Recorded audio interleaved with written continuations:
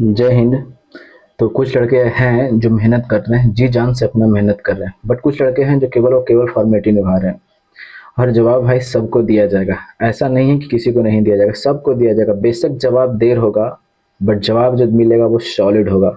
ये अपने माइंड में आप बैठा करके रखिए, क्योंकि कुछ लोग होंगे जो आपको काफ़ी ज़्यादा इरिटेट करते होंगे। अरे फलानमा के बेटा बाप फलानमा जगह पढ़े थे, का कर लेते।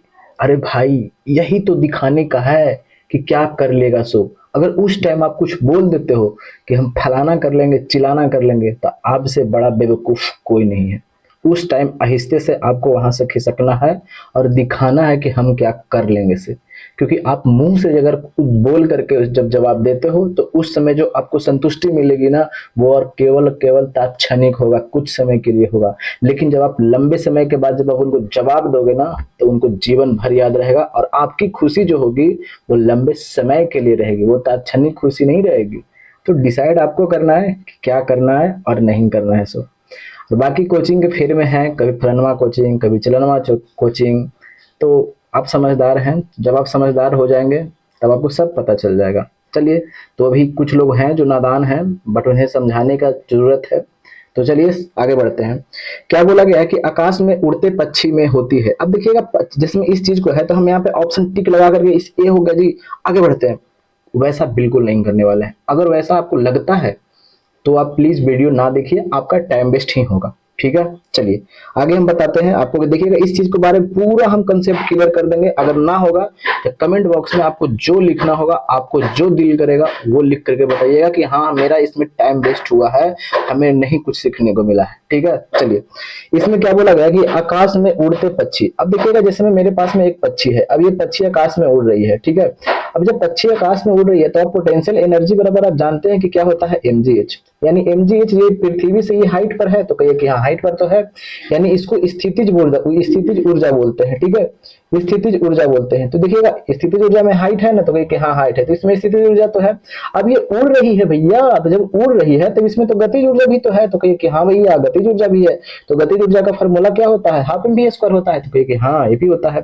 तो आप कह सकते हैं कि ये पक्षी उड़ रही है, ये पक्षी ऊपर में, इसमें पोटेंशियल एनर्जी यानी स्थितिज ऊर्जा भी है, यहाँ पे गतिज ऊर्जा है, ये काइनेटिक एनर्जी भी है। तो कहिए कि दोनों चीज है, तो दोनों चीज है तो इसको क्या बोलेंगे, तो दोनों चीज को आप मैकेनिकल एनर्जी बोलते हैं। मैकेनिकल एनर्जी यानी पोटेंशियल एनर्जी और प्लस काइनेटिक एनर्जी को जब हम जोड़ देते हैं तो उसी को हम लोग क्या बोलते हैं, यांत्रिक ऊर्जा।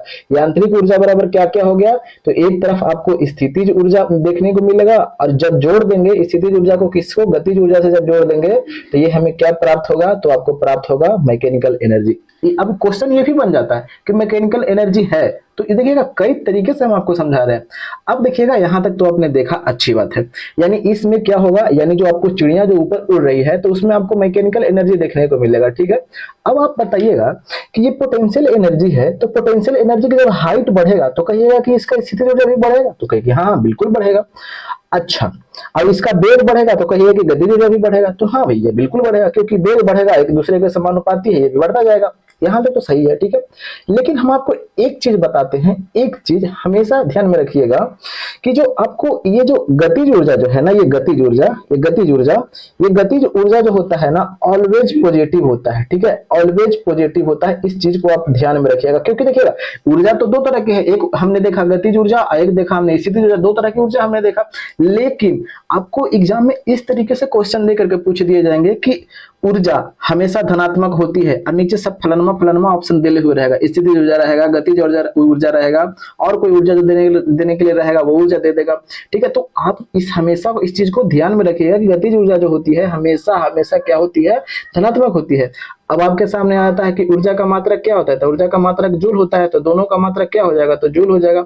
अब एक क्वेश्चन आपके सामने एक और भी बन जाता है, नहीं एक और बन जाता है कि देखिएगा, वेग में, किसमें, तो वेग में और काइनेटिक एनर्जी में क्या संबंध है, काइनेटिक एनर्जी बराबर पी स्क्वायर बटा 2m होता है। जैसे में आपको क्वेश्चन ये मिलता होगा कि अगर वेग को दुगना कर दिया जाए तो काइनेटिक एनर्जी कितना गुना हो जाएगा, तो आप वेग को दुगना करिएगा तो वेग का दो दूनी के चार, तो काइनेटिक एनर्जी कितना गुना हो जाएगा, तो 4 गुना हो जाएगा। अगर वेग को 3 गुना कर दिया जाए तो काइनेटिक एनर्जी कितना गुना हो जाएगा, तो 3 3 के 9, स्क्वायर कीजिएगा तो 9 होगा ना। तो इस तरीके से क्वेश्चन भी बनते हैं, तो चीजों को समझते हुए आगे बढ़ना है। ठीक है, हम बिल्कुल वैसा रटवाने वाले काम नहीं करेंगे। और देखिएगा, आप बोलिएगा कि अच्छा एक क्वेश्चन के लिए इतना आप टाइम दोगे, तो आपको सबसे पहली बात बताते हैं कि आप 1 घंटा में 500 लगा लोगे ना, तो लेकिन आपको क्या लगता है कि जो क्वेश्चन आपको यहाँ पर पूछा गया वही पूछा जाएगा? कभी नहीं, कभी नहीं। अगर ये भ्रम में हो तो आप गलत सोच में हो, क्योंकि एग्जाम में किसी भी तरीके से आपको पूछा जा सकता है, ठीक है।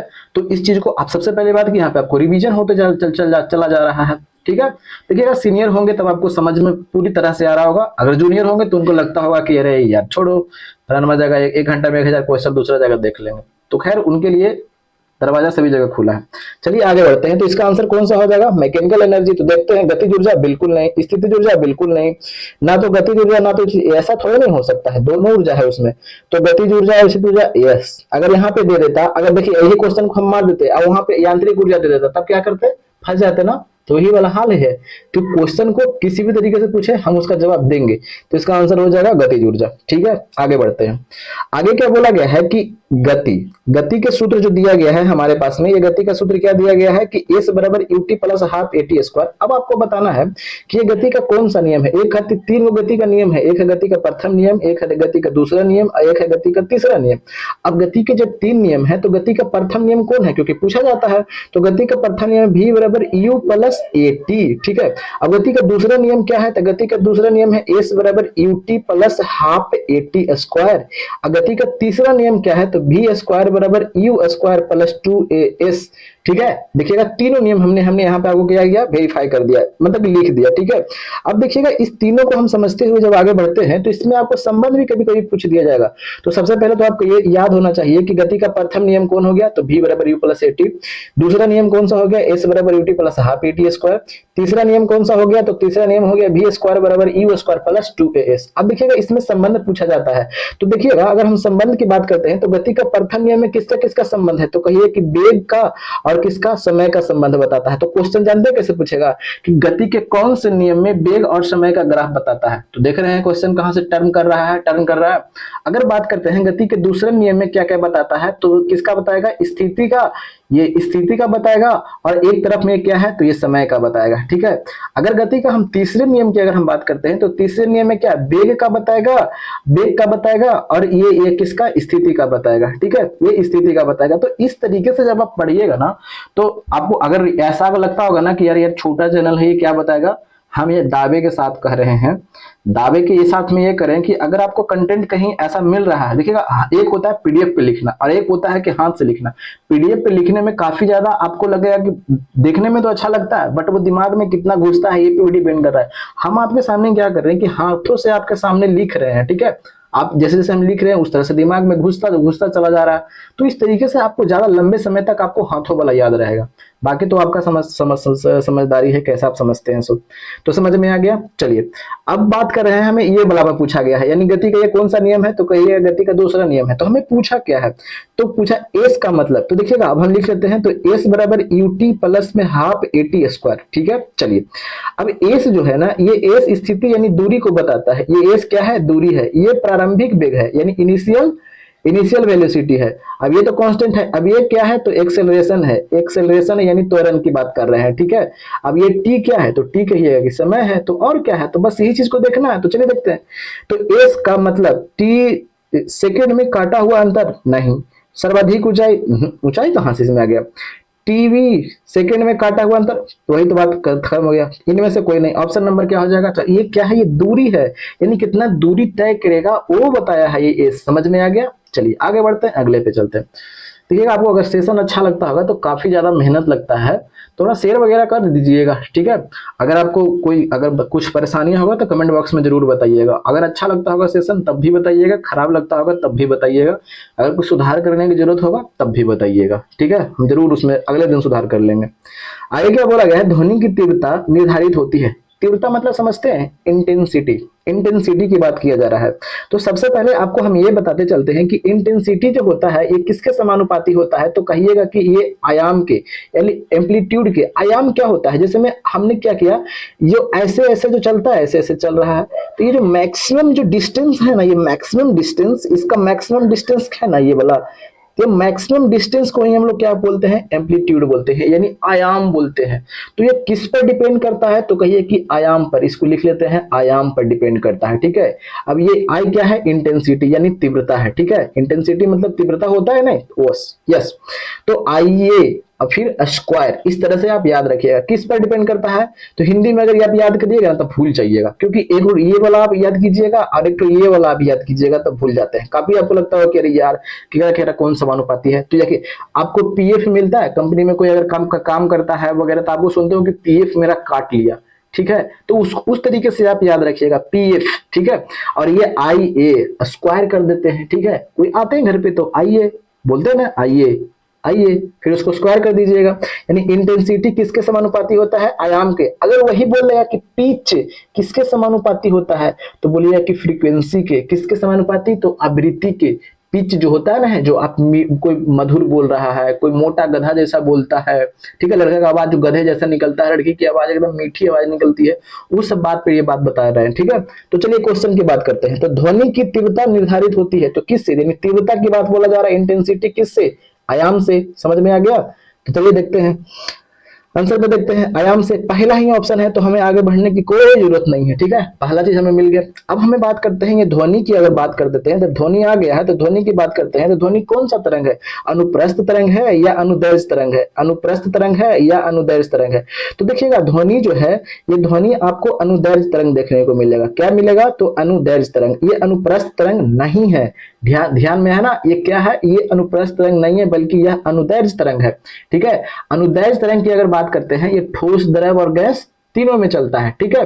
लेकिन अनुप्रस्थ की अगर बात करते हैं तो ये अनुप्रस्थ जो है ये किसमें किसमें नहीं चलता है, सो देखिएगा ये अगर बात कर देते हैं तो ये क्या चलता है, द्रव में और किसमें, गैस में। ये द्रव में और गैस में नहीं चलता है। किसमें, अनुप्रस्थ तरंग जो होती है वो द्रव में और गैस में नहीं चलती है, ठीक है। इस बात को एग्जाम में जब अंदर घुस के पूछना चाहेगा ना एग्जामिनर, ठीक है, तो तुम अंदर घुस करके पूछ देगा, समझ गए। तो इसीलिए आपको गहराई से थोड़ा सा पढ़ना पड़ेगा, हम ये नहीं करेंगे पूरा गहराई से, क्योंकि एग्जाम में आपको कहीं से भी पूछा जा सकता है, ठीक है। चलिए आगे बात करते हैं, आगे देखते हैं। आगे क्या बोला गया है कि नीचे दिए गए एक परिपथ के अनुसार परिपथ में धारा की संगणना कीजिए। चलिए ये वाला को बनाना है, चल देखते हैं। तो अब देखते हैं कि पहले तो आप सीरीज, पहले तो अगर बात कर देते हैं कि एक होता है क्या, श्रेणी क्रम, ठीक है, जिसको सीरीज आपको पे बोलते हैं, श्रेणी क्रम होता है। और एक होता है क्या, समांतर क्रम होता है, ठीक है, समांतर क्रम। तो श्रेणी क्रम और समांतर क्रम में तो फॉर्मूला आपको पता ही होगा कैसे लिखा जाता है। तो श्रेणी क्रम की अगर बात करते हैं तो आर बराबर क्या होता है, R1 जोड़ R2 जोड़ R3 dot dot dot dot, जहां तक जाना जाती है। और समांतर क्रम में अगर रेजिस्टेंस हमको जोड़ना है तो 1/R1 जोड़ 1/R2 जोड़ 1/R3, यही होता है ना, तो कहिए कि हाँ बिल्कुल यही होता है। तो श्रेणी क्रम में कैसा कोई भी चीज को जोड़ा जाता है, देखिएगा श्रेणी क्रम में क्या होता है, ऐसे से ऐसे आया, जैसे में ये आपके रेजिस्टेंस है और फिर यही वाला तरवा से फिर इसको एक और जोड़ दिया, ठीक है, और फिर यही वाला तरवा से एक और जोड़ दिया, ऐसे, ठीक है। तो ये वाले जो हम जोड़ के लेकर के आए हैं तो ये श्रेणी क्रम है।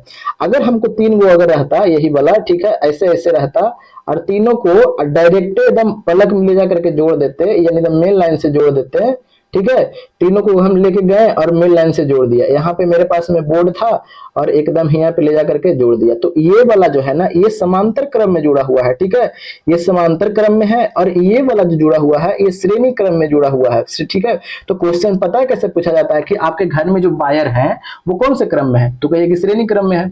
क्योंकि अगर देखिए, अगर श्रेणी क्रम में मान लीजिए कि ये वाला फ्यूज हो गया तो क्या ये सब जल पाएगा, तो कहिए कि ना भैया, कैसे जलेगा। आपको क्या लगता है, ये वाला फ्यूज हो गया तो इसको सप्लाई कहां से मिलेगा, खत्म हो गया।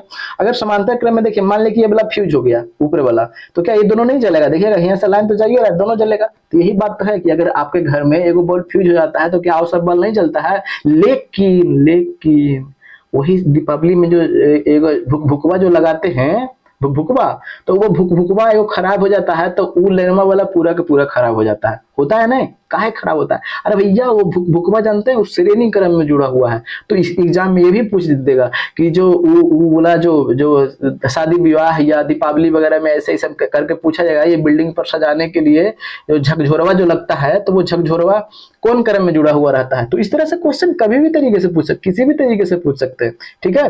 तो अब चलिए, अब समझ गए, यहाँ तक तो समझ में आ गया। लेकिन हमें ये नहीं देखना है, हमें भैया जोड़ना है, ये जोड़ना है, ठीक है। तो चलिए जोड़ देते हैं, चलिए देख लिया। अब देखते हैं जोड़ते हैं कैसे, इसको जोड़ेंगे से, ठीक है।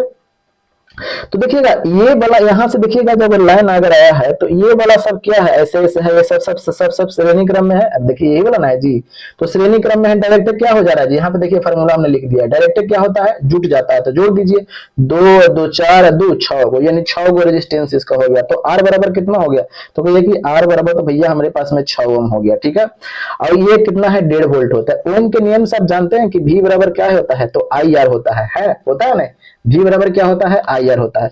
तो वी की जगह कितना वोल्ट हमको दिया हुआ है, 1.5 वोल्ट दिया हुआ है। आई हमको क्या पूछा गया है कि धारा की गणना यानी निकालना है, तो चलिए निकालेंगे।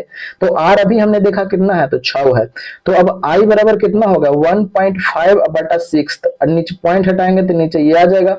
अब 15 चौके 60, तो अब 1/4, 1/4 मतलब कितना, 0.25, 1/4 मतलब 0.25 ना होता है। तो अब 0.25 इसका क्या हो जाएगा, एम्पियर ये धारा बहेगा इससे। तो इस तरीके से अब पूछते हैं एग्जामिनर, ठीक है ना, आपको तरीका बदलना पड़ेगा। तो इसका आंसर हो जाएगा ऑप्शन नंबर 1 हो जाएगा, ठीक है। चलिए आगे बढ़ते हैं, अगले पे देखते हैं। आगे का बोला गया है कि किसी माध्यम में ध्वनि का वेग अधिकतम होता है। अभी हमने ध्वनि के बारे में पूछा, ध्वनि कौन सी तरंग है, तो कहिएगा अनुदैर्ध्य तरंग है। अब देखिएगा ध्वनि के बारे में जब अभी अभी देखिएगा, कोई भी चीज जो होता ना है इतना आसान नहीं होता है कि आप एक बार में उसको कवर कर लीजिएगा, उसको बार बार देखना पड़ता है, नहीं तो भूल जाते हैं। हर कोई भूलता है, ऐसा नहीं है कि एक ही आदमी को हमेशा याद रहता, नहीं, हर कोई भूलता है। देखिएगा अगर ध्वनि की बात करते हैं, तो ध्वनि का अगर वेग की अगर बात करते हैं, तो ध्वनि का वेग जो होता ना है ये किसके समानुपाती होता है, तो 1/डेंसिटी के समानुपाती होता है। इस तरीके से पूछा जा सकता है। इसके पिछले बार में हमें प्रीवियस का क्वेश्चन में यही वाला हमने करवाया था। तो आपको जैसे में देगा कि ध्वनि के वेग में संबंध है, इस तरह से दे देगा। तो ये चीज को आपको ध्यान में रखना है, ठीक है। ध्वनि का वेग इस तरीके से, अगर ध्वनि की वेग की अगर बात करते हैं, तो ध्वनि का वेग टेम्परेचर के समानुपाती, वर्ग के क्या होता है, तो वर्ग के समानुपाती, यानी वर्ग मतलब फिर रूट यहाँ पे लग जाएगा। अब देखिएगा, तो अगर इसको इस तरफ कर देंगे तो भी स्क्वायर, अरे इस तरफ कर देंगे तो क्या हो जाएगा, भी स्क्वायर हो जाएगा ना, समानुपाती टी हो जाएगा। बतिया वही वाला ना लिखे हैं, यही वाला तो लिखे। अगर हम बात करते हैं कि अगर ये वेग जो होता है ये 1/√m यानी द्रव्यमान के रूट के क्या होता है, समानुपाती होता है। तो ये तीनों के तीनों ही होता है, और तीनों के तीनों आपको एग्जाम में पूछा जाता है, ठीक है। तो ये वाला तो पिछला बार पूछा गया है, ठीक है, कुछ दिन पहले ही हमने प्रीवियस क्वेश्चन में करवाया है इसके बारे में डिस्कस, ठीक है। इसके बारे में अभी तक नहीं आया है, ठीक है, लेकिन आगे हो सकता है आ सकता है। इसके बारे में भी अभी तक नहीं आया है, लेकिन एग्जाम में आपको पूछा जा सकता है। बिल्कुल उस तरीके से आप एकदम बेधड़के से आप इसको एकदम मिस नहीं करना है, ठीक है। तो यानी जो वेग जो होता है, ध्वनि का वेग किसके समानुपाती होता है, तो कहिए कि टेम्परेचर के क्या होता है, समानुपाती होता है। अरे भैया ये वाला बतिया आप नहीं जानते हैं कि अगर 1 डिग्री सेल्सियस अगर हम ताप बढ़ाते हैं, ठीक है, तो 0.61 मीटर प्रति सेकंड, मीटर प्रति सेकंड इसका क्या होता है, वेग क्या होता है, बढ़ जाता है। मीटर प्रति सेकंड इसका क्या होता है, वेग बढ़ जाता है। ये वाला बतिया आप जानते हैं, नहीं तो कहते कि हाँ जानते हैं। तो ये वाला भी बतिया तो जानते हैं कि 0 डिग्री सेल्सियस पर जो वायु का वेग कितना होता है, तो कहिए कि 332 मीटर प्रति सेकंड होता है। अगर यही पूछ देगा आपसे कि अच्छा भैया ये बतिया बताओ तो हमको कि अगर 25 डिग्री सेल्सियस ताप पर कितना होगा वायु का वेग, तब दिमागवा जानते हैं, अब ऊपरी नीचे बड़िया सब गिरने लगेगा। रटंतु तो होता है ना, तो क्या कीजिएगा, रटते रहिए। आपको आप फिर कहिए क्या हो, क्वेश्चन बड़ा भारी पूछ दिया भाई। अरे भाई भारी नहीं पूछा, ठीक है ना, वो क्वेश्चन सही पूछा था, बट अब क्या करोगे, रट्टू तोता हो। तो समझ में आ गया। तो अब इसे अब बिल्कुल निकाल लीजिएगा। अरे अभी हमने देखा कि 1 डिग्री सेल्सियस ताप बढ़ाएंगे तो 0.61 मीटर प्रति सेकंड इसका क्या बढ़ेगा, वेग बढ़ जाएगा। तो यहाँ कितना बढ़ा दिया, अब 0 डिग्री सेल्सियस पर हमने यहाँ पे लिख दिया है कि 0 डिग्री सेल्सियस पर कितना वेग होता है, 332 मीटर प्रति सेकंड इसका लगभग वेग होता है। तो अब कर दीजिएगा 0.61 इंटू 25 कीजिएगा, तो अब निकाल लीजिएगा, जितना आएगा लगभग में उतना आंसर रहेगा, ठीक है। तो इसी तरीके से क्वेश्चन पूछे जाते हैं। चलिए अब यहाँ पे हम खाली कर देंगे कि यहाँ पे ये हो गया आंसर जी, आगे बढ़ गए। तो समझ रहे हैं ना, किस माध्यम में ध्वनि का वेग अधिकतम होता है, तो किस में अधिकतम होता है, निर्वात में क्या होता है, तो कहिए कि नहीं, निर्वात में बिल्कुल नहीं होता है, ठीक है। तो सबसे इसको जो होता है वेग किस में होता है, तो ठोस में होता है। तो आंसर को हो जाएगा ऑप्शन नंबर 2 हो जाएगा, ठीक है। चलिए सिंपल सी बात था वो, लेकिन हमें ये क्वेश्चन आसान था, लेकिन हमें यहाँ पे डिस्कस, हमें मेन मकसद ये करवाना था, ठीक है। ये क्वेश्चन हमें नहीं करवाना था, मेन मकसद हमें ये करवाना है, आपको ये देना है, ये मलाई है आपके लिए, ठीक है। सॉरी, एक क्या बोला गया है कि एक अवतल दर्पण के अक्ष पर एक वस्तु दर्पण के वक्रता केंद्र पर रखी है, ठीक है। दर्पण के द्वारा प्रतिबिंब एवं ध्रुव के बीच की दूरी, सॉरी भाई, देखिए बात करते हैं किसका, अब अवतल दर्पण की अगर बात किया जा रहा है, ठीक है, तो पहले हम अवतल दर्पण लेते हैं। अब देखिएगा क्वेश्चन हम यहाँ पे लगा कर बिल्कुल नहीं पढ़ेंगे। ये हो गया P हो गया, E हो गया, F हो गया, ये हो गया C हो गया। इसको यहाँ से यहाँ के बीच की दूरी को क्या बोलते हैं, फोकस दूरी। अब यहाँ से यहाँ के बीच की दूरी को क्या बोलते हैं, वक्रता त्रिज्या, जिसको आप R से सूचित करते हैं, ठीक है। और ये अगर 1 है तो ये पूरा का पूरा कितना हो जाएगा, 2 हो जाएगा, क्योंकि इसका ये दुगुना होता है, ठीक है। अरे ये फोकस दूरी का त्रिज्या क्या होता है, तो दुगुना होता है। चलिए देखते हैं। अब देखिएगा इसको पूरा हम कंप्लीट करेंगे, तो इसको ध्यान गौर से सुनिएगा, ठीक है। जैसे उनकी बात हर बार गौर से सुनते हैं नहीं, का खाए हैं, का पिए हैं, सबसे सुनते हैं ना बढ़िया से, उसी तरह से ये वाला सुनिए बढ़िया से। अगर किसी वस्तु को हम हिंगा पे रखेंगे, कहां पे, अनंत और ये सी के बीच में रखेंगे, तो उसका जो प्रतिबिंब बनेगा वो कहां बनेगा। जैसे में बात करते हैं, जैसे में अगर किसी वस्तु को अनंत पर रखते हैं तो उसका प्रतिबिंब फोकस पर बनता है, ये तो आप जानते हैं, सिंपल बात है। अनंत और सी के बीच में रखेंगे तो सी और एफ के बीच में बनेगा। कहां पे बनेगा, तो अनंत और सी के बीच में रखेंगे तो सी और एफ के बीच में बनेगा, ठीक है। अगर उसी वस्तु को हम C पर रखेंगे, किस पर, C पर रखेंगे, तो प्रतिबिंब किस पर बनेगा, तो C पर ही बनेगा। किस पर बनेगा, C पर बनेगा। अब अगर ये 5 फीट का वस्तु हम रखे थे C पर, तो जो प्रतिबिंब बनेगा उसी पर बनेगा, 5 फीट का बनेगा, ठीक है। अगर यहाँ पे बौना आदमी के रखिएगा तो नीचे भी प्रतिबिंब बौने आदमी का बनेगा। समझ में आ रहा है। अगर यहाँ पे अगर किसी वस्तु को बौना आदमी को रखिएगा, इधर इस अगर रखिएगा यहाँ पे, तो इधर प्रतिबिंब बनेगा और बड़ा बनेगा, इधर बनेगा प्रतिबिंब, यानी लंबा वो आदमी दिखाई देने लगेगा, ठीक है। तो अब चीज हमको ये समझना है, ठीक है। तो ये वक्रता केंद्र पर अगर रखते हैं तो प्रतिबिंब किस पर बनता है, तो वक्रता केंद्र पर ही बनता है। और कैसा बनता है, तो बराबर अभी हमने बताया कि जितना रखेंगे, 5 फीट का रखे हैं तो 5 फीट का बनेगा। अगर यहाँ पे रखे हैं, कहां पे रखे हैं, अनंत और सी के बीच में रखे हैं तो सी और एफ के बीच में। अगर सी और एफ के बीच में रखे हैं तो सी और अनंत के बीच में बनेगा। सी और एफ के बीच में रखे हैं तो अनंत और सी के बीच में बनेगा। तो इस तरीके से आपको पूछा जाता है, ठीक है। अगर इधर जितना प्रतिबिंब देखिएगा, यहाँ पे तो हमने लिख दिया बराबर, अब यहाँ पे अलग तरीके से लिख देते हैं। इधर जितना प्रतिबिंब बनेगा, इधर प्रतिबिंब बनेगा, ये सब क्या बनेगा, तो कहिए कि छोटा बनेगा, ठीक है। और इधर जितना बराबर के इधर जितना प्रतिबिंब बनेगा, सब बड़ा प्रतिबिंब बनेगा। सब कैसा बनेगा, बड़ा प्रतिबिंब बनेगा, और सब वास्तविक और उल्टा होगा। और यहाँ पे जब रखिएगा तो इधर जो खाली एगो प्रतिबिंब बनेगा, ये आपको बनेगा काल्पनिक बनेगा और आपको सीधा बनेगा, ठीक है। बाकी सब में सब आपको ये काल्पनिक बनेगा और बाकी सब में सब आपको हमने दिखा दिया। वस्तु अगर सी पर रखेंगे तो सी पर बनेगा, अनंत और सी के बीच में रखेंगे तो कितना बनेगा, सी और एफ के बीच में बनेगा। और प्रतिबिंब अगर इधर वक्रता केंद्र से अगर पोल के बीच में बन रही है तो समझिए कि छोटा बनेगा, ठीक है। और वास्तविक और उल्टा ही सब रहेगा सब, ठीक है। और अगर C और F के बीच में सब बन रहा है तो वस्तु तो इधर रखिएगा, यहाँ पे रखिएगा तब ना इधर बनेगा, तो सब के सब क्या बनेगा, बड़ा बनेगा। समझ गए। चलिए इसका आंसर क्या ले लेते हैं। तो दर्पण की फोकस दूरी F के बराबर, F के बराबर का यहीं पे बनेगा, नहीं गलत। F और 2F के बीच, F और 2F के बीच यहाँ से कहां से आ गया, काम खत्म, इसको कीजिए। 2F के बराबर, हाँ, यानी एगो यहाँ F यहाँ है, एगो या अभी तो हमने बताया ये फोकस दूरी त्रिज्या के आधा होता है, तो कह सकते हैं ना कि ये वाला इसके दुगना होता है, यानी ये वाला दुगना है, तो ऑप्शन नंबर क्या हो जाएगा, तो 3 हो जाएगा। समझ गए। आगे बढ़ते हैं। आगे क्या बोला गया है कि मात्रा स्थिर रखते हुए जब किसी पिंड की गति दोगुनी कर दी जाती है, ऐसे में मात्रा स्थिर है। जैसे में मान लीजिए कि एक द्रव्यमान m है तो यहाँ पे भी अभी m ही है, ठीक है। लेकिन अगर वेग v1 यहाँ था, 1v1 हमने मान लिया, 1v1 हमने था, तो यहाँ पे क्या हो गया, 2v2 हो गया, ठीक है। चलिए चाहे ऐसे ही रखिए, केवल v1 केवल v ही रखिए, ठीक है। चलिए अगर मान लीजिए कि यहाँ पे क्या था, v था, तो यहाँ पे क्या हो गया है, तो 2v हो गया। अब देखिएगा इस चीज को समझिएगा, उसका त्वरण दुगना हो जाएगा। क्वेश्चन में ऑप्शन में दिया गया है, तो त्वरण बराबर क्या होता है भैया, त्वरण बराबर होता है वेग में परिवर्तन, वेग में परिवर्तन, और बटा क्या होता है, तो समय होता है, ठीक है। तो देखिएगा वेग में परिवर्तन तो हो रहा है, लेकिन ये दुगना हो रहा है, इसको बात कैसे पता चला है, 1 से ये 2 हो रहा है, ठीक है। इसको भी रखते हैं। अब देखिएगा अब क्या बोला गया है कि संवेग दुगना हो जाएगा। तो संवेग क्या होता है, संवेग क्या होता है, तो संवेग क्या होता है, तो संवेग की अगर हम बात करते हैं तो द्रव्यमान और गुना क्या होता है, वेग होता है। ठीक है, तो द्रव्यमान तो वही रखा है, चेंज नहीं किया है, तो वही रखा है। वेग कितना हो गया, यहाँ v था और यहाँ कितना हो गया है, 2v हो गया है, तो 2v कर देते हैं यहाँ पे ना, क्योंकि वेग तो 2v हो गया है, तो 2v कर देते हैं। तो अब कितना हो गया है, तो अब 2mv कर सकते हैं ना, यही संवेग यानी 2p, संवेग को p से सूचित करते हैं।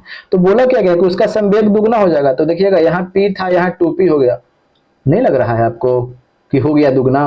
और त्वरण में देखते हैं तो वेग में परिवर्तन, तो वेग में परिवर्तन v था तो 2v हो गया, तो वेग में परिवर्तन कितना हुआ, v हुआ। और समय, समय तो कुछ दिया हुआ नहीं है, तो क्या ये दुगना हो रहा है, तो कहिए कि ना, तो त्वरण वाला तो काट दिया, संवेग हमको दुगना हो गया, क्या आगे चेक करने की जरूरत है, तो कहिए कि ना, अब तो लग रहा है कि हो गया है, बिल्कुल हो गया है। तो चलिए एक भी चेक कर लेते हैं और देख लेते हैं। अभी क्या है, गतिज ऊर्जा है, तो अभी हमने बताया कि गतिज ऊर्जा बराबर क्या होता है, तो कहिए कि हाफ mv² होता है। तो कर दीजिए, हाफ हमने लिखा, m तो वही है, v² कर देते हैं, तो v² दुगना करेंगे तो दो दूनी के 4 हो जाएगा भैया, 2v यानी हाफ mv, ठीक है, हाफ mv हो जाएगा, और स्क्वायर तो करिए दिया, तो यानी हाफ mv² दिए तो 4 कर दिया, यानी समझ रहे हैं 4 गुना हो जाएगा, तो वह बिल्कुल बकवास कर रहा है, ठीक है। ठीक है, स्थितिज ऊर्जा दोगुना हो जाएगा, तो स्थितिज ऊर्जा पोटेंशियल एनर्जी बराबर क्या होता है, mgh। वेग इसमें ही नहीं है, सब खत्म हो गया, आपके सामने आंसर दिखता। क्वेश्चन देख रहे हैं किस तरीके से पूछा जाता है। आप क्वेश्चन, हम ऐसा नहीं करें कि क्वेश्चन हम जहां तहां से उठा करके लेके आ गए, ये एग्जाम में पूछा गया है। देखिए बिहार पुलिस में पूछा गया है, उत्पाद भर्ती वाला में देख रहे हैं, और बिहार पुलिस वाला में पूछा गया है, तो यही वाला क्वेश्चन में जने तने बिहार में घूमते रहता है, ठीक है। देखिएगा इसके माथे पर नहीं लिखा हुआ रहता है, क्वेश्चन के माथे पर कि हम बिहार पुलिस के हैं, हम ग्रुप डी के हैं भैया, हम ग्रुप डी के हैं, ये ना हमको लेके चलिए ना, ना भैया वैसा ना रहता है, इस पे लिखा हुआ, समझ गए ना। आगे क्या बोला गया है कि एक गैस में, ठीक है, एक गैस में संचालित होने पर तरंग की तरंग दैर्ध्य, थोड़ा बड़ा कर लेते हैं, ठीक है, तरंग दैर्ध्य की सॉरी, संचालित होने पर तरंग की तरंग दैर्ध्य उसी ताप पर वायु में तरंग दैर्ध्य की दोगुनी है, ठीक है। एक है गैस है, ठीक है, और एक है वायु है जो इस तरफ में है, ठीक है। अब क्या बोला गया है कि ये इधर लैम्डा था, तो यहाँ पे कितना हो गया है, 2 लैम्डा हो गया है, ठीक है। अच्छा, वायु में तरंग दैर्ध्य का वेग, अच्छा वायु में तरंग दैर्ध्य का वेग आपको कितना दिया हुआ है, यानी लैम्डा जो दिया हुआ है मेरे पास में कितना हुआ दिया है, 340 आपको दिया हुआ है, ठीक है। तो इसका अब क्या हो जाता है, ये तरंग दैर्ध्य दुगना होगा। अब देखिएगा, तो आप जानते हैं कि v बराबर क्या होता है, एन लैम्डा। एन लैम्डा मतलब कहने का मतलब जो ये वेग जो होता है, ये आवृत्ति, और ये किसका, तो ये आवृत्ति और ये तरंग दैर्ध्य के क्या होता है, गुणनफल के आपको समानुपाती देखने को मिलता है, ठीक है। यानी वेग जो होते हैं ये आवृत्ति और तरंग दैर्ध्य के गुणनफल के समानुपाती होते हैं। तो चलिए देखते हैं, शुरुआत करते हैं। तो गैस में तरंग का वेग, यानी तरंग का वेग यानी भी हमको ये निकालना है। तो अब यहाँ पे जो आपको दिया हुआ है ना कि वायु में तरंग का वेग आपको दिया हुआ है 340 मीटर, तो यानी तरंग दैर्ध्य, तरंग का मतलब वही तरंग दैर्ध्य की यहाँ पे पूरा शॉर्ट लिख दिया है, ठीक है। यानी तरंग दैर्ध्य की बात किया हुआ है, तो यहाँ दिया हुआ है ये है कितना, तो 340, तो 340 हमने क्या किया, लिख दिया। और बोला क्या है कि ताप में तरंग दैर्ध्य की दुगनी, ठीक है। तो इसके जो अथिया जो है, ये आवृत्तियां जो है कितना हो गया है, तो दुगना हो गया है, ठीक है, दुगना कर दीजिए। तो चलिए दुगना कर देते हैं, तो 0, 4 दूनी के 8, 3 दूनी का 6, तो ऑप्शन नंबर क्या हो जाएगा, तो ऑप्शन नंबर आपको 3 देखने को मिलेगा, ठीक है। चलिए अगले पे शुरुआत करते हैं। अगला क्वेश्चन आगे क्या बोला गया है कि एम्पियर किसकी इकाई है। अब देखिएगा एम्पियर जो आप मापते हैं नहीं, वो एम्पियर की बात कहते हैं। तो एम्पियर किसकी इकाई है, तो विद्युत धारा की। ये सिंपल सा क्वेश्चन है, ये तो हमारी आलिया भट्ट भी बता देगी, इसके लिए तो कोई ज्यादा बड़का बात नहीं है, तो आलिया भट्ट भी बता करके निकल देगी, आप लोग को लगेगा ले पूरा लजाने लगिएगा, ठीक है। तो ऐसा बिल्कुल नहीं होना चाहिए। अब देखिएगा, चुंबकीय क्षेत्र की अगर बात करते हैं, तो चुंबकीय क्षेत्र का मात्रक क्या होता है, सबसे पहले आपको ये बताना है। तो चुंबकीय क्षेत्र का मात्रक का क्या होता है, तो देखिएगा मात्रक इसको बढ़िया समझिएगा, यानी F बराबर क्या होता है, बिल, ठीक है। ये बिल, जो बिल आता है ना, बिल पे, घर पे बिल, बिजली बिल, वही वाला बिल आप याद रखिएगा। यानी फोर्स, यानी चुंबकीय जो बल है उसके बराबर क्या होता है, बिल, ठीक है। अब देखिएगा ये जो है, ये आपको बी, ये बी क्या है, मैग्नेटिक फील्ड है, चुंबकीय क्षेत्र है, ठीक है। अब मैग्नेटिक फील्ड है तो बी बराबर आप लिख सकते हैं, तो एफ बटे आई एल। तो कहिए कि हाँ, कहीं नहीं लिख सकते हैं, बिल्कुल लिख सकते हैं। अरे तो भैया बल के बराबर आप जानते ना है कि फॉर्मूला का, बल के मात्रा क्या होता है, न्यूटन होता है। अब न्यूटन होता है, ये आई क्या है, धारा, धारा को किसमें मापते हैं, धारा को किसमें मापते हैं? एम्पियर में। अरे धारा को इसमें अभी तो यहाँ पे बताया भी है एम्पियर में। अब ये लंबाई है, लंबाई को किसमें मापते हैं? मीटर में। तो यही वाला ना हो गया। इसको रटने के कितना काम कीजिए, कितना रटिएगा जी, खुद से बनाइए ना। तो इसका मात्रक क्या हो जाएगा? न्यूटन प्रति एम्पियर मीटर। और तो और अभी रुकिए, अभी यही पे थोड़े नहीं हो गया। इसका मात्रक थोड़े नहीं, आपको क्या लग रहा है कि यहीं पे संतुष्टि करवा देगा? नहीं, इसका मात्रक या तो टेस्ला भी होता है, टेस्ला, ठीक है, ये भी देगा, या वेबर प्रति मीटर स्क्वायर। तो ये तीनों मात्रक आपको ध्यान में रखना है कि चुंबकीय क्षेत्र का मात्रक होता है टेस्ला, या वेबर प्रति मीटर स्क्वायर, या न्यूटन प्रति एम्पियर मीटर। ठीक है, चलिए आगे क्या बोला गया है? तो चार्ज की बात बोला जाए तो चार्ज को क्या होता है? आवेश। आवेश का मात्रक क्या होता है? तो ये कूलम होता है। ठीक है, ये तो सिंपल बात है। चलिए प्रतिरोध की बात करते हैं तो प्रतिरोध का मात्रक क्या होता है? तो ओम होता है। सिंपल बात है, ये सिंपल सिंपल क्वेश्चन। चलिए आगे देखते हैं क्या है, क्या बोला गया है। आइए, अब निम्न में से कौन सी सदिश राशि है? अब देखिएगा, इस चीज को पहले समझते हैं। सदिश और अदिश को जो है ना, बहुत लड़कन कंफ्यूज करते हैं कि क्या इसको कैसे पढ़ा जाए। देखिएगा, कंफ्यूज बिल्कुल नहीं करना है। तो अगर कंफ्यूज कर रहे हैं तो ये आपकी गलती है, क्योंकि आप सही कंसेप्ट अगर बढ़िया से नहीं पढ़े हैं तो इसे मिटा देते हैं। ठीक है, स्क्रीनशॉट लेना चाहते हैं तब ले लीजिए। अब इसे मिटाते हैं, अच्छे तरीके से इसको समझते हैं। ठीक है, देखिएगा, एक होता है सदिश राशि और एक होता है अदिश राशि। तो सदिश राशि अदिश राशि सबको पता है, सबको पता है, ठीक है ना। तो सबको पता है, तो सदिश राशि की अगर बात करते हैं तो सदिश राशि कौन कौन होता है और अदिश राशि कौन कौन होता है। ठीक है, तो उस चीज को पहले हम समझते हैं। ठीक है, अदिश राशि कौन कौन होता है, देखिएगा आपको बता देते हैं। बहुत बहुत लड़के क्या करते हैं ना कि भूलते हैं। नहीं, हम एक ट्रिक हमने बनाया है, वो आपको सामने रखते हैं, बिल्कुल आपको दम दम मरते दम तक नहीं भूलिएगा। जैसे में कोई लड़का आता है, ठीक है, अब कोई लड़का है, अब वो लड़का कहीं टूर पे जा रहा था। ठीक है, अब क्या है, टूर पर जा रहा था। ठीक है, तो टूर पर जब जा रहा था ना, तो अब क्या था ना कि उसकी भाभी भी जाने वाली थी और उस लड़का का क्या है, औरत भी जाने वाली थी, यानी बीवी भी जाने वाली थी। ठीक है, तो वो पूछे कि कब आएंगे, यानी जाने के लिए था तो पूछे कब आएंगे, तो या कब, कौन कौन आएंगे, इस तरीके से पूछा। तो इस तरीके से वो लड़का जवाब देता है कि भाभी। ठीक है, भाभी, भाभी भी आएंगे। ठीक है, और क्या आएंगे? बीबी आएंगे। ठीक है, भाभी बीबी। तो पूछा कि और कोई भाई, मम्मी पापा भी? तो बोले कि ना, भाभी बीबी, फिर उसके बाद में बस, बस बस, और कोई नहीं। ठीक है, और कुछ ही होंगे, भाभी बीबी बस। तो उसके बाद में कहें कि तब चलो। ठीक है, तब, बस इतना ही आपको याद रखना है, तबे। ठीक है, तबे। ठीक है, अब इतना ही आपको याद रखना है। देखिएगा, भ से आपको भार याद हो गया, बी से आपको विस्थापन हो गया। ठीक है, और एक बी से आपको बलाघूर्ण आपको दिखेगा, बलाघूर्ण आपको दिखेगा। एक बी आपको शोभा के लिए लगाया गया है। ठीक है, और एक ब से क्या हो गया, तो बल हो गया एक ठो। और ये स से क्या हो गया, तो संवेग हो गया। और ये त से क्या हो गया, तो त्वरण हो गया। और ये बे से क्या हो गया, आपको क्या मिलेगा, तो वेग देखने को मिलेगा। ठीक है, तो देखिएगा, इस तरीके से हमने क्या किया, आपके सामने रख दिया, सभी के सभी सदिश राशि है। एक लड़का था, वो लड़का क्या, उसकी भाभी भी जाने वाली थी और उसकी बीबी भी जाने वाली थी, भाभी और बीबी। पूछा कि आओ, बोले बस बस बस। तब फिर उसके बाद जब आ जाता है, तब दोस्त यार आता है, तब बोलता ना है कि तबे। ठीक है ना, तो वही तबे फिर बोला। ठीक है ना, तो यही हो गया तबे, समझ गए। अब अदिश राशि की बात करते हैं। तो अदिश राशि कौन कौन है, बस इसको कुछ नहीं याद करना है। काद्र दाउता, ये सभी के सभी अदिश राशि है। ताउस, ताश याद रखिए, काद्र दाउ ताश। ठीक है, जो व्यक्ति ताश खेलता है उसका कद्र दम उदास रहता है, बस सिंपल सी बात कीजिएगा। ठीक है, जो व्यक्ति ताश खेलता है उसका कद्र जो होता है हमेशा क्या होता है, उदास रहता है। क से यहाँ पे क्या हो जाएगा, तो कहिए कि कार्य। उ से यहाँ पे क्या हो जाएगा, तो कहिए कि ऊर्जा। द्र से क्या हो गया, तो कहिए कि द्रव्यमान। ठीक है, द से यहाँ पे क्या हो गया, तो कहिए कि दाब। ठीक है, और ये त से क्या हो जाएगा यहाँ पे, तो यहाँ से हो जाएगा ताप। और यहाँ से स से क्या हो जाएगा, तो यहाँ स से आपको क्या हो जाएगा, तो स से हो जाएगा शक्ति। ये सभी के सभी आपके सामने क्या है, तो सभी के सभी आपके सामने अदिश राशि है, बस बाकी कुछ नहीं करना है। और भी, और रुकिए, और रुकिए, बहुत से लड़के जानते हैं क्या करते हैं कि जिसके अंत में बल लगा हुआ रहता, तो जो याद रखते न है। तो चलिए आप ही बताइए, ये प्रतिबल की अगर हम बात करते हैं तो ये प्रतिबल कौन सा मात्रक है, आप बताइए। एक होता है डेसिबल, ये डेसिबल कौन सा मात्रक है। ठीक है, और एक क्या होता है, विद्युत वाहक बल। विद्युत वाहक बल।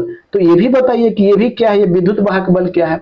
तो देखिएगा ये जो है ना, ये एक तरह से दाब है, और जब दाब है तो दाब कौन सी राशि है, तो ये अदिश राशि है भैया। अरे दाब बराबर क्या होता है, बल बटा क्षेत्रफल। अब प्रतिबल बराबर क्या होता है, बल बटा क्षेत्रफल। तो ये तो दाब है, तो दाब अभी हमने दिखाया, काद्र, दाउता, दाब, अदिश राशि। तो प्रतिबल भैया तो अदिश राशि हो गया ना, देख रहे हैं ना, बल लगा हुआ है, जोर का झटका है जोरों से लगा, बस यही वाला बात है, जोर का झटका लगेगा। ठीक, डेसिबल, बल लगा हुआ है, एकदम कलरवा टाइट करके लड़कन मार के आएगा, तो हम रट क्या है, तो जकर अंत में बल लग रहे ना, तो एकदम सदिश राशि होता है, एकदम कलर कलर वगैरह टाइट कर है, एकदम आंख गिरा 90 को मारे हैं, तब रिजल्ट भी कोई रोकेगा। अब बस घरवा आता है, गिनता है, क्या करे, एग्जाम तो सही गेवे किया था, रिजल्ट भी खराब आया। तो इस तरह की बातें देखने को मिलता है। ठीक है, तो ये क्या हो गया, डेसिबल, ये क्या है, तो ये मात्रक है, ये क्या है, मात्रक है। ठीक है ना, समझ गए। अरे किसका, अरे ध्वनि की तीव्रता का, याद आ रहा है कुछ, बस बस बस इसी तरह से आप याद करें, ध्वनि की तीव्रता का ये तो मात्रक है, तो ये तो क्या हो जाएगा, तो ये तो सदिश सदिश तो है ही नहीं है। अच्छा विद्युत वाहक बल क्या है भैया, अरे भैया ये तो ऊर्जा है, अरे ऊर्जा ना है जी, अरे ईएम भी याद आ रहा है, इलेक्ट्रोमोटिव फोर्स, बैटरी वाला कुछ कुछ ध्यान में घुस रहा है, तो ऊर्जा ना है जी, मतलब ऊर्जा कौन मात्रक है जी, अरे भैया देखिए ना ऊर्जा, समझ में आ रहा है। तो अब समझ में आ रहा है ना कि क्वेश्चन के तरीके कैसे बदल जाते हैं से, तो इस तरीके से आपको याद रखना। तो ये सभी के सभी क्या है, आपको क्या मिल रहा है, ये समझ, ये सभी के सभी में तो बल लगा हुआ है भैया। तो जब बल लगा हुआ है तो ये क्या है, आप क्या मारिएगा, मारिएगा कुछ सदिश मारिएगा, समझ में आ गया ना, सदिश मार के तो घुलट जाइएगा ना। तो इसी तरीके से आप ध्यान में रखिए, सभी के सभी कौन है, ये अदिश राशि है। ठीक है, अब देखिएगा, अब देखिएगा, अब यहाँ पे बात कर देते हैं। अब एक ठो और है कि विद्युत धारा की अगर बात करते हैं, विद्युत धारा, चलिए विद्युत धारा सबको पता है कि भैया ये जानते हैं क्या होता है, ये अदिश राशि होता है। हाँ हाँ, यहाँ तक तो सबको पता है, ये विद्युत धारा सबको पता है कि ये अदिश राशि होता है। बट पता है क्वेश्चन कहाँ से बन पूछते हैं, क्वेश्चन यहाँ से पूछते हैं, विद्युतीय क्षेत्र, यहां से पूछते हैं। अब लेकिन सर घूमना चालू, विद्युतीय क्षेत्र, फिर उसके बाद में चुंबकीय क्षेत्र, विद्युतीय क्षेत्र, चुंबकीय क्षेत्र, विद्युतीय द्विध्रुव अघूर्ण, फिर उसके बाद में विद्युतीय द्विध्रुव अघूर्ण, और फिर उसके बाद में चुंबकीय द्विध्रुव अघूर्ण। ठीक है, तो फिर उसके बाद में चुंबकीय द्विध्रुव द्विध्रुव अघूर्ण। ठीक है, अब उसके बाद में एक ठो और हो जाता है धारा घनत्व। ठीक है, धारा घनत्व, धारा घनत्व देखिएगा, ये सभी के सभी जानते हैं, विद्युतीय चुंबकीय क्षेत्र के खानदान से सब आते हैं। ठीक है, आपको लगेगा अरे भैया विद्युत धारा जब अदिश राशि है तो ये सब ओकरे खानदान से ना आता है, तो सब तो सदिश हो, सब तो अदिश होगा, तो ना भैया गलती ना कीजिएगा, समझ गए ना, वरना सीधे ठोक दिए जाइएगा, समझ गए। तो ये सभी के सभी जो है, इसको छोड़ करके जितना, ये पांचों को छोड़ करके जितना भी जो आएगा ना, वो सब के सब अदिश लगाइएगा, बट ये पांचों को छोड़ करके, क्योंकि ये पांचों के पांचों सब क्या है, तो सदिश राशि है, वरना समझ गए, ऐसा गलती कीजिएगा तो सीधा ठोक दिए जाइएगा। ठीक है ना, कोई कोई माफी नहीं चलेगा यहाँ पे। तो इस तरीके से आपको याद रखना है। ठीक है, तो समझ में आ गया, चलिए आगे बढ़ते हैं। तो हम देखते हैं हमारा जो क्वेश्चन बना था, हम क्वेश्चन बना के देखिए, क्वेश्चन हम यहाँ पे टिक करके बढ़ जाते हैं, बट आपको क्या फायदा होता, समझ गए। चलिए क्या बोला, निम्न में से कौन सी सदिश राशि है, तो चलिए जो हमको पता रहेगा वो देखते हैं, बाकी खुद छाट लेंगे। ठीक है, देखिएगा, चलिए हमको परिबल मान लीजिए कि नहीं याद है, चलिए रहने देते हैं। दबाव देखते हैं, यानी दाब, दाब देखिए तो भैया कहाँ है, अरे भैया ये तो अदिश राशि है जी, ये तो गलती हो गया, सदिश पूछा है। कार्य देखिए, चलिए कार्य, अरे भैया तो कार्य यहाँ आ गया जी, देखिए घेर रहे हैं, तो गलती हो गया भाई। आप देखिए ऊर्जा, अरे भैया ये तो ऊर्जा ही यहाँ पे है, तो अदिश राशि है। अरे भैया आपके सामने एक ही आपको बच रहा है बल, और आपको एक ही बताएं कि 3 गो बल करके छोड़ करके बाकी जेकर अंत में बल लगल रहे, एकदम समझ जाइए कि हमरे वाली है, समझ गए। तो बस उसे ही आपको ध्यान रखना है।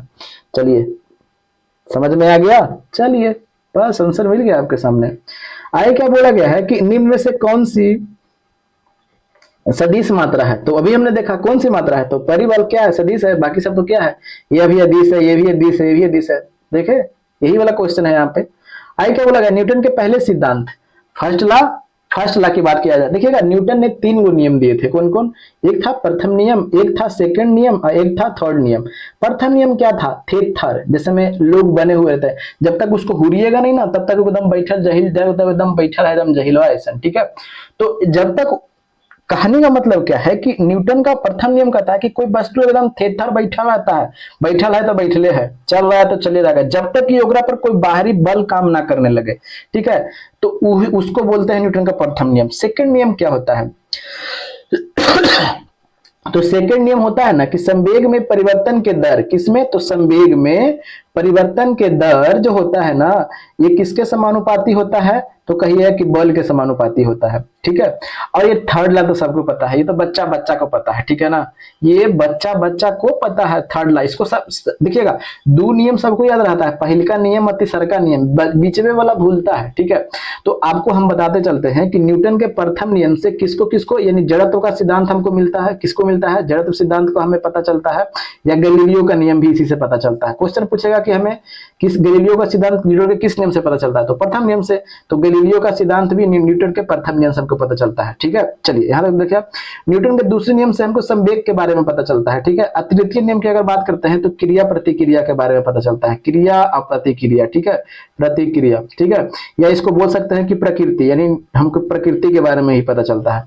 अच्छा, न्यूटन के दूसरे नियम से भी हम क्या बात करते हैं? तो न्यूटन के दूसरे, देखिए यहाँ पे हम जो एरो देकर के बना रहे हैं, यहाँ पे समझ रहे हैं ना, न्यूटन के दूसरा नियम देखिएगा, इधर ये वाला कर दिया, इधर ये वाला कर दिया, समझ गए?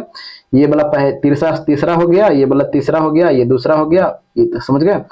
अगर बात करते हैं तो F बराबर m है, यानी फार्मूला जो मिलता है ये बराबर m में पढ़ते हैं ना, ये न्यूटन के किसरे नियम से? दूसरे नियम से, ठीक है। समझ में आ रहा है ना, भिजवा में घुस रहा है? हाँ बिल्कुल।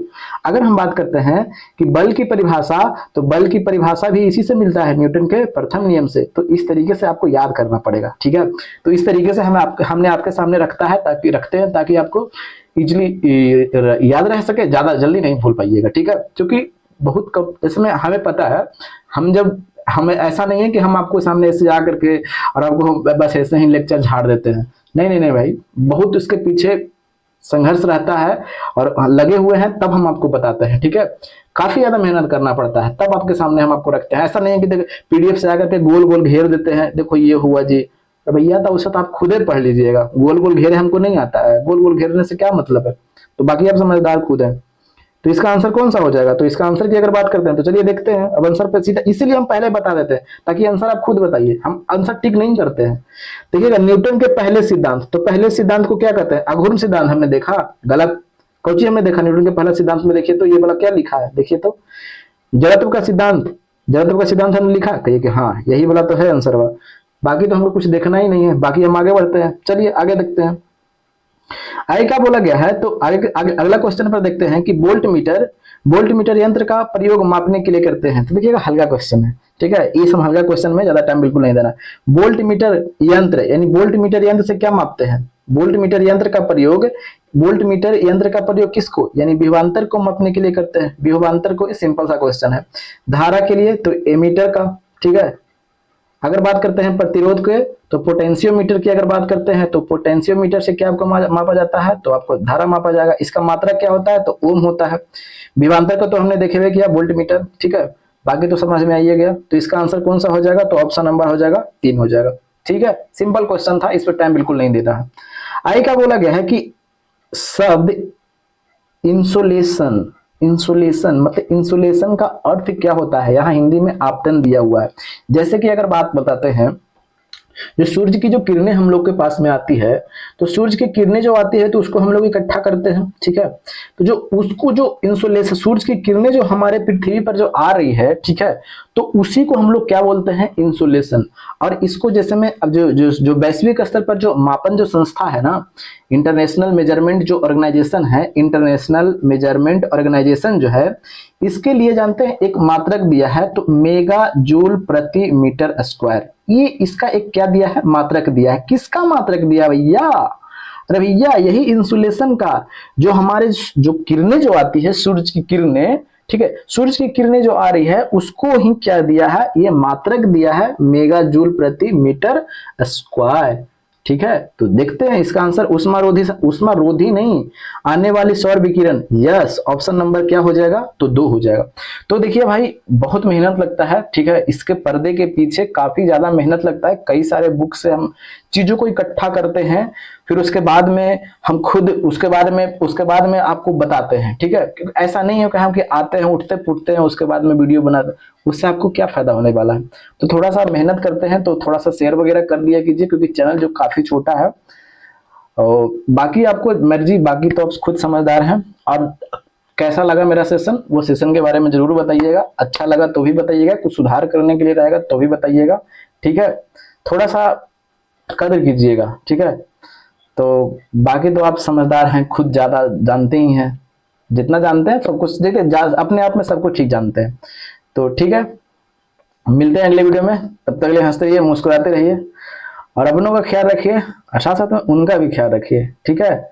और थोड़ा सा रूसने के लिए कम बोलिए, ठीक है, क्योंकि एग्जाम का टाइम है, ज्यादा रूसने फूलने में रहिएगा तो उनको मनाने में टाइम चल जाएगा नहीं, समझ गए।